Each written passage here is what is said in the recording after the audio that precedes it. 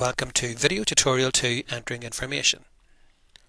In this tutorial we will look at how to key in your information and find out if you are receiving your full entitlement. We will also look at how to move through the different sections and screens of the calculator. In particular, we will look at how to enter information using drop-down menus, how to enter information using a keyboard, how to enter information using a checkbox, and how to use the back and next buttons to progress through the calculator. The main ways that you will enter information are by using drop-down menus and by using the keyboard to key in your details. Drop-down menus are used to select answers to set questions such as what is your date of birth, do you receive an illness or disability benefit, do you receive pension credit. The keyboard is used to enter specific information relating to you such as how many other people live with you, how much is your rent, how much is your pension.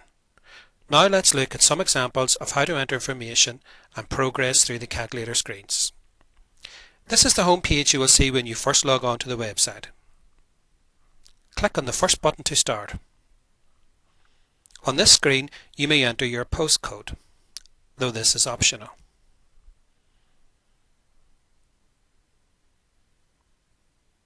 Continue to the next screen by clicking on Start. Let's now look at some drop-down menus. Most of the questions on the calculator are answered by drop-down menus.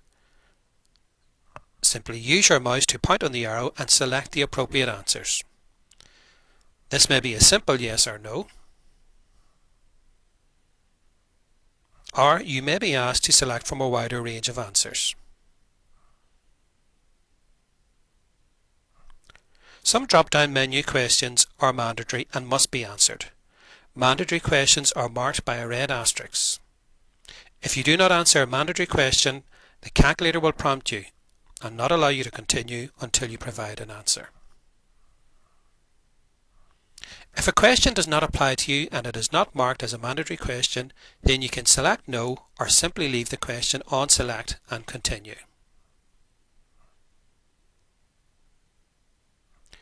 Some questions require you to key in a specific number or financial figure. Simply click on the box and use the keyboard to enter the figure. For some amounts you key in, you will also be asked to use the drop-down menu to select the frequency of payment. You may also come across a question which requires a tick box answer. Simply click on the box next to your answer.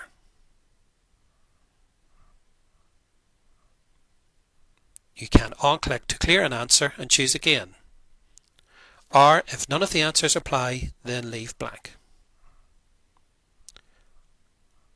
Once you have answered all the relevant questions, click on the next button at the right-hand corner of your screen to progress to the next screen. There is also a back button on the bottom left-hand corner of the screen, which allows you to return to a screen either to check your answers or change an answer. On some screens, all the questions and the back and next buttons may not be in view.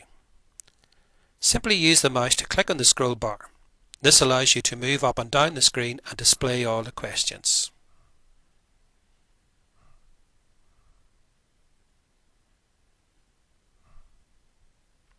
This is the end of Tutorial 2. You should now know how to enter information using drop-down menus, enter information using a keyboard, enter information using checkboxes, and use the back and next buttons to progress through the calculator screens. You may now wish to look at Tutorial 3, Viewing your report.